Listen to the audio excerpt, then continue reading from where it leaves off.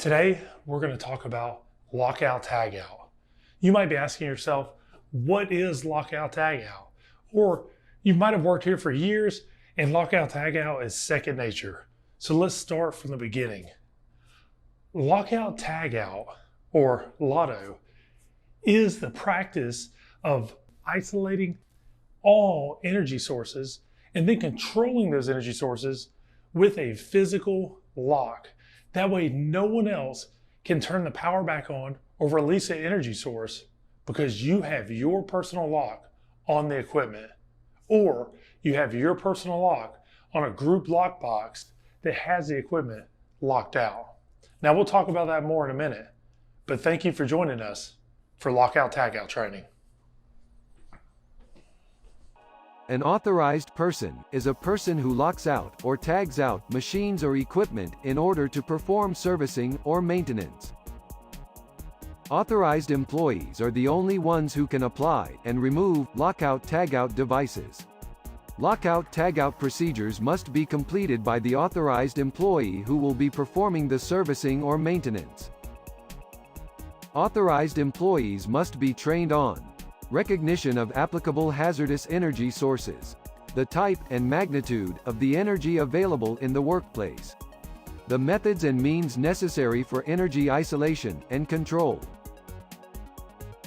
Affected employees are employees whose job requires them to operate or use a machine or equipment on which servicing or maintenance is being performed under lockout or tagout.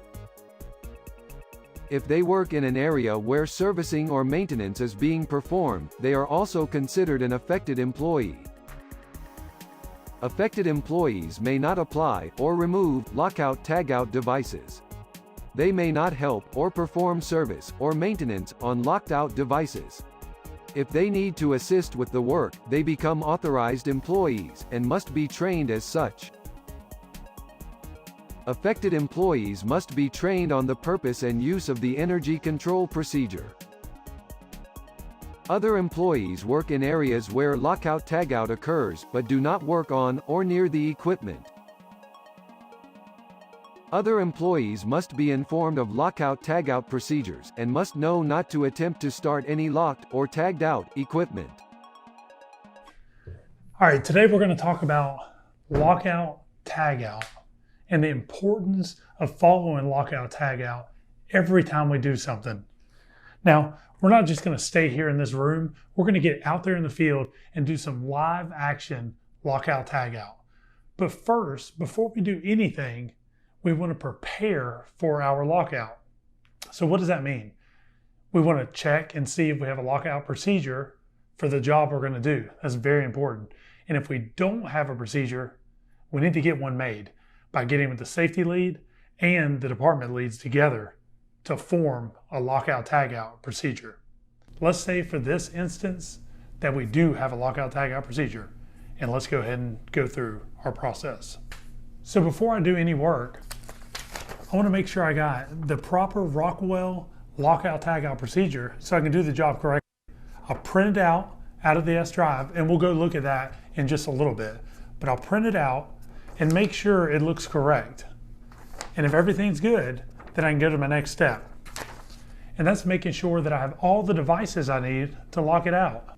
That could be a valve cover lockout like this that goes over top of the valve and puts the lock on there. But I want to make sure I have this before I even go out there to do the job so that I have all the tools I need. I need to make sure I have a very important thing, which is my personal lock with my picture ID on it. Why is that important? Because we need to know who's locking things out, who's safe to work on it at all times. So your picture ID makes it very easy for anyone to walk up to the equipment, identify you, know that you're good and safe to work on it, and know that you have your lock on the equipment properly. Let's take a closer look at our lockout tagout tag and everything that needs to be on them. You should have a laminated lockout tag with your picture ID on it. If you don't already have one, get with your department lead so one can be made for you. On the tag, you should also have your name and your department where you work. On the back side, you want to have your phone number written clearly. So if you leave your lock on something or somebody just needs to get a hold of you for some reason, they know who has it locked out and they can get a hold of you when needed. Now look, another important thing with lockout is when you're done with the job, you need to take your personal lock off of the equipment. If you forget, guess who we're going to be calling back down here? That's right, you. So don't forget to take off your lock. It's very important, and it's a big deal to cut someone's lock off, and we never want to cut somebody's lock off down here. All right, so let's go out in the field. But first, we need all of our safety equipment.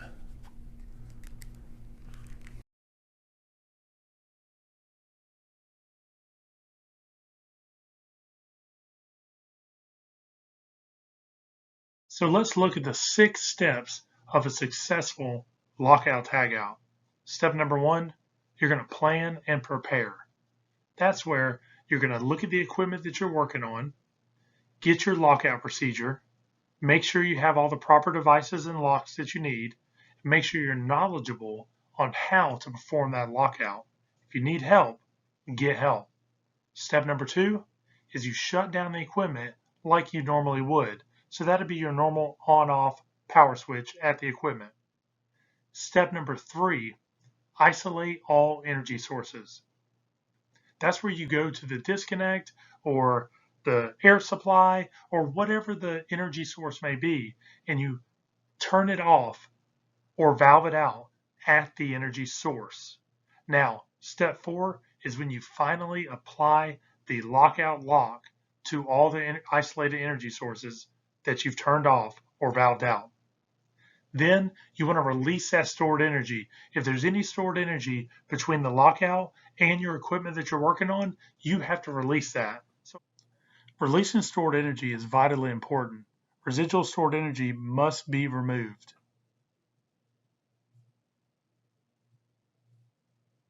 Capacitors, batteries, coils, accumulators, piping systems are all just a few examples of possible stored energy. In this example, the stored energy could be the liquid between the lockout point and the pump.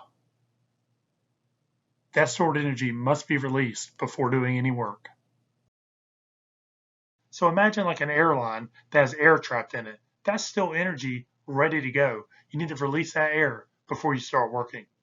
And then the last, and some would say the most important step of a lockout tag out is to attempt to start the equipment.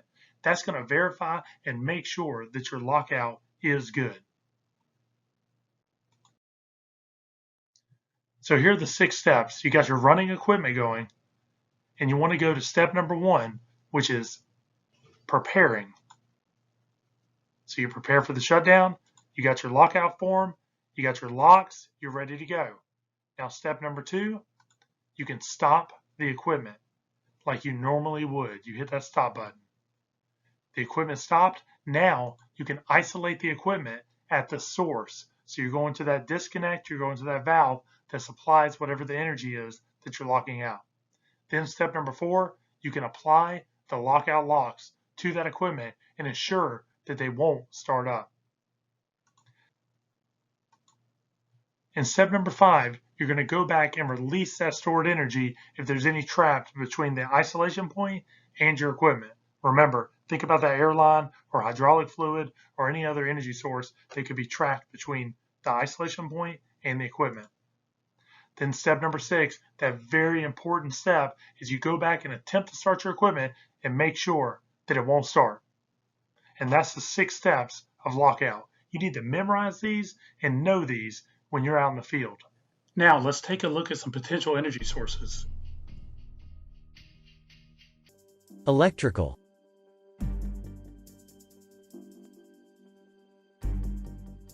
mechanical,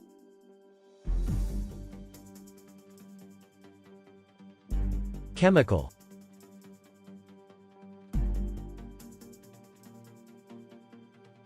hydraulic,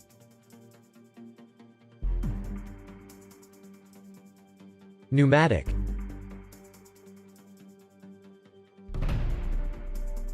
thermal,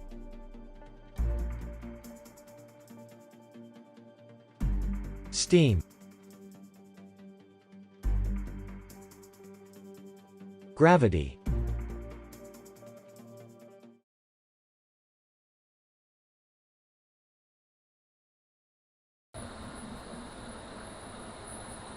Now you might even be asking yourself, when do I even need the lockout equipment? Well, that's easy. Anytime there's a potential energy source. Now that could be a lot of different things. Electricity, thermal, pneumatic, chemical, gravity. There's a lot of different energy sources that we're going to talk about a little bit later. But let's take this equipment for instance. This equipment runs heavy paper across it all day long. Now these are thousands of pounds. It would have no problem causing major injury to you. So what do I need to do if I need to work on it? Well, first, I need to identify all the potential energy sources. And that can be done with a lockout procedure. Now, if you don't have a lockout procedure for a piece of equipment that you need to work on, that's a stopping point. Stop right there, get with your department lead, get with the safety lead, and let's figure it out. And we'll get a procedure made.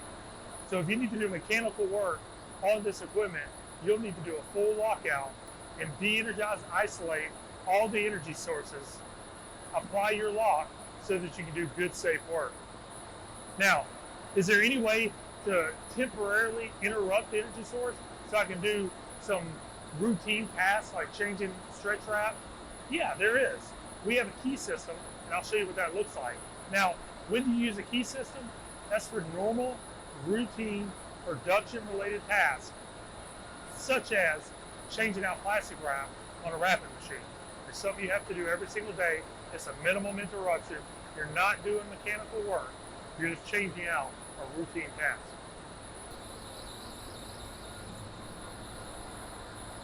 So this key switch right here is an example of controlling the energy temporarily so you can do normal routine tasks like changing out the stretch wrap. You'll take this key out, it shuts the equipment down temporarily. You keep that key on your person so you can do the normal routine task of changing out stretch wrap. Now, if I wanted to go in here and work on this piece of equipment, this is no longer good. I'll need to do a lockout, tag out on this equipment because doing mechanical work is not normal, routine production tasks. All right, let's go. So when I do a lockout, tag out, what are the characteristics of my lock that are required by OSHA? Well, OSHA says that we have to abide by one of these three characteristics: size, shape, or color for a lockout, tag out lock. Now, do you know which one we chose? That's right, color. That's why you'll notice all of our lockout locks are red. Any lockout lock should be a red lock. That identifies it as a lockout lock. Now, red locks should not be used for anything else. That includes your locker, your lunchbox, a door, anything that's not lockout, tag out should not have a red lock. Red locks are for lockout, tag out only, okay? Now, once I got my red lock, I'm also required to have an ID, a picture ID with my name and my department that I work in on it. So I have my lock here, I have my picture ID, my department, and my name on my lockout ID. I also added my phone number on the back. So if my lock's on a piece of equipment and someone needs to get a hold of me, they can easily reach me by my phone number written clearly on the back.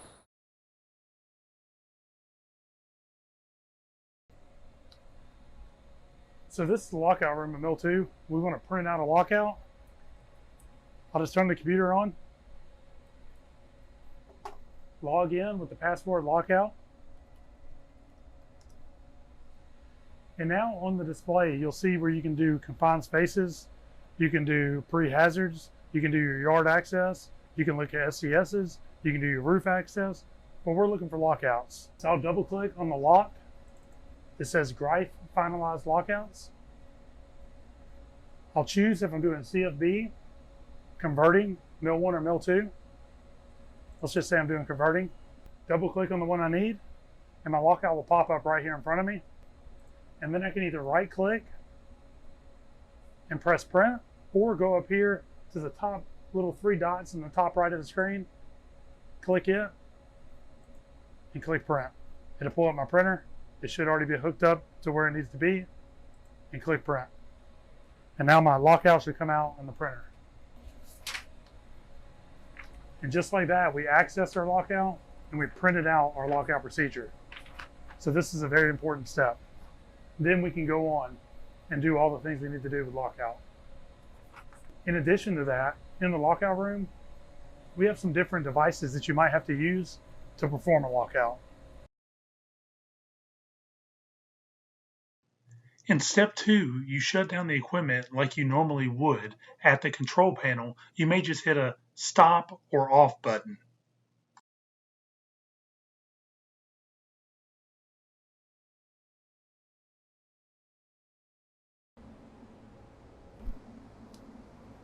All right, so now we're out here at a disconnect. Now this disconnect is not actually hooked up. So we're just going to use this for demonstration purposes. Now what do we need to do before we ever mess with disconnect, powering it on or off? That's right, we need to have our arc flash suit on. So let's go ahead and do that. And now we're ready to safely throw out a disconnect. So let's treat this disconnect as if it's live. So what do I need to do to safely throw out this disconnect? Well, first I'm going to use my left hand and try not to reach across the live bucket that I'm turning on or off. I'm going to turn away my face and body, close my eyes, take a deep breath and hold it, and then throw the disconnect. Let's walk through some of those steps that I did when I was in the arc flash suit and why we did them.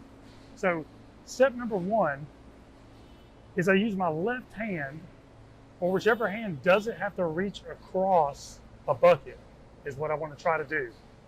So I use my left hand, I'll reach out as far as I can and keep my body away from the disconnect.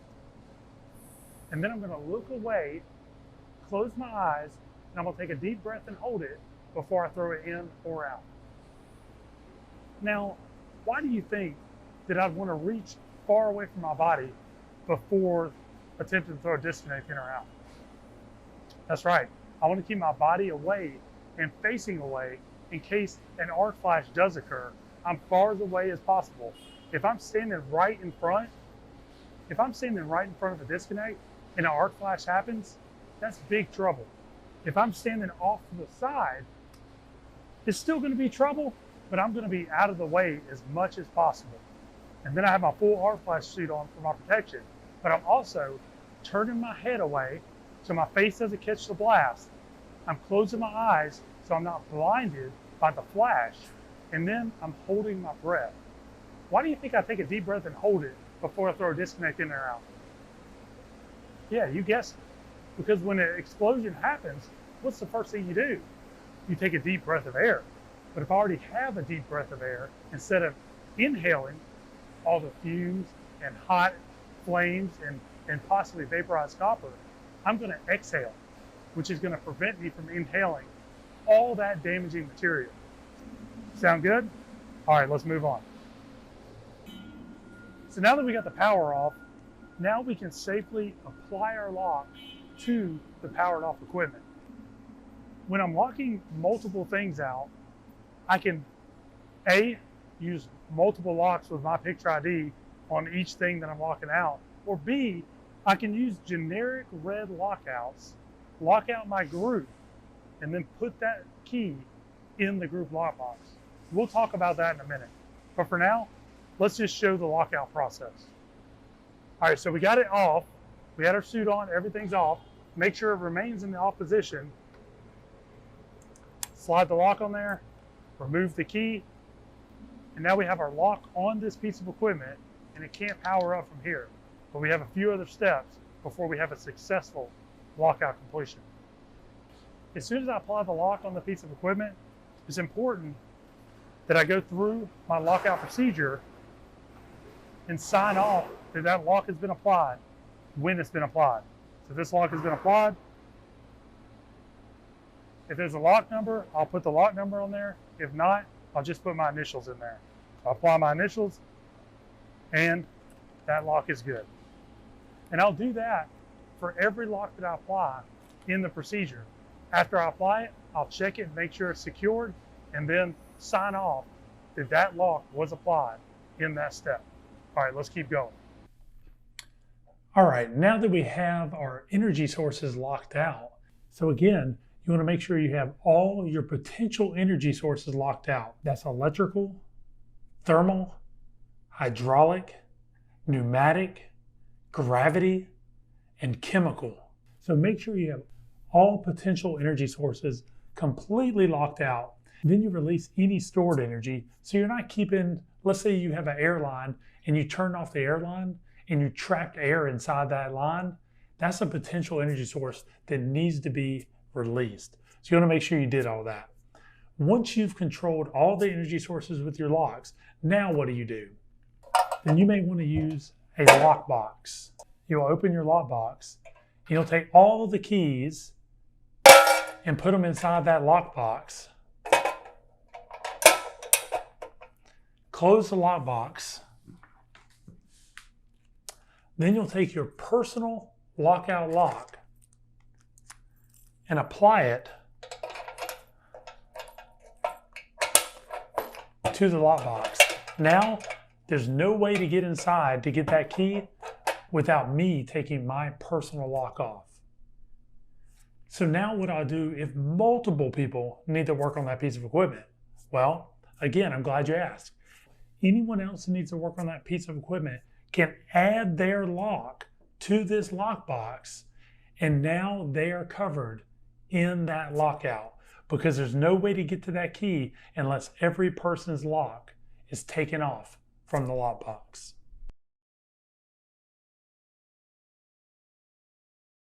All right, so once I have the equipment locked out, I can put all the keys, or it might just be one key that goes to multiple locks for a group lockout. I'll put the key or keys in the group lock box. Now I can take my lock, which is good for me and keeps me safe,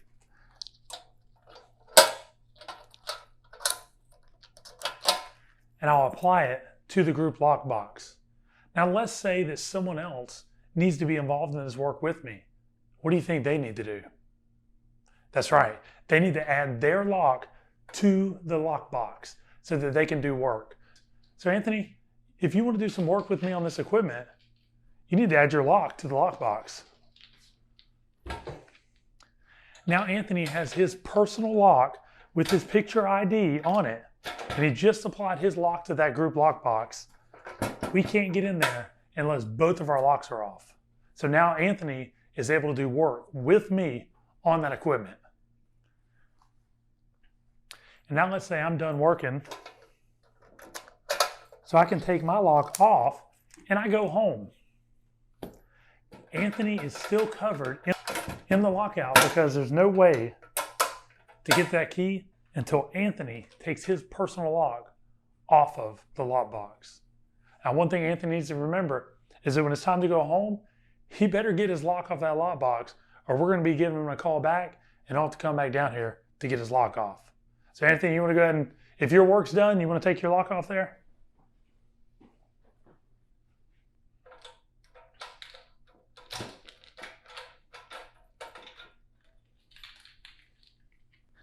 Now his lock is off and he's exposed the key so the lockout can be unlocked.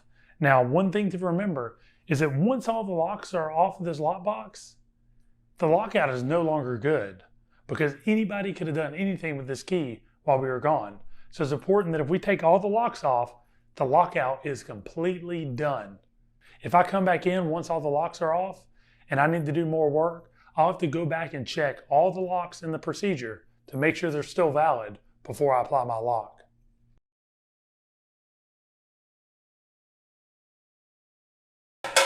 Now there is one thing that you can do if you're crossing over shifts or you need to leave a lock box overnight and people need to take their locks off of the equipment. There's one thing you can do, and that's called a safety seal. So let's see what that looks like. I put my key inside the lock box.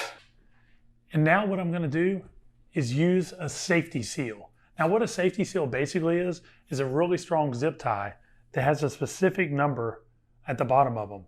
This one is a 0000841.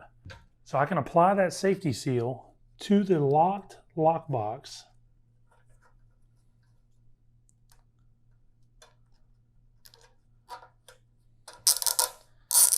And make sure it's nice and tight and sealed. And I'll apply that serial number to my lockout sheet. So it's important, at the bottom of the sheet, there's a place for safety seal. I will write the number to that seal.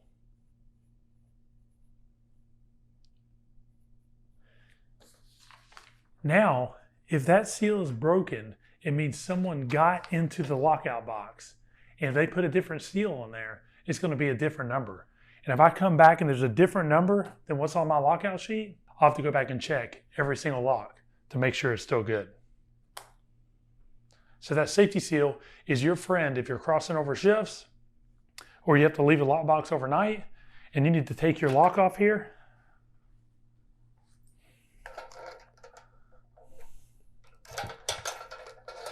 So I can take my lock off this box. The only thing on this box now is the safety seal, but there's no way to get into it without cutting the safety seal. And once I cut that safety seal, the lockout is no good any longer.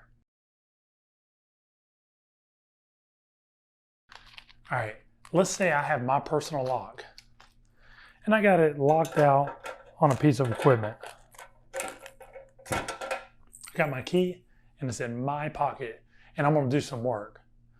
Now, let's say a coworker comes up, they see I have it locked out and they say, hey, Ryan, can I step in that piece of equipment real quick? I just gotta do a real fast job. It takes less than a minute. You already have it locked out. Can I just jump in there and do it? What do you think you should do? Yeah, that's right. No way, no how. Your lock is good for you and my lock is good for me, no one else. So when my lock is on a piece of equipment, that protects me so I can go in there and do work. No one else can work under my lock. They have to have their personal lock on the equipment. So what should I do? I should just tell that person politely, hold on, you need to make sure you have your lock on the lockbox or the equipment so you can come in here and do the work you need. Remember, your lock's good for you and my lock is good for me. Now let's go to work.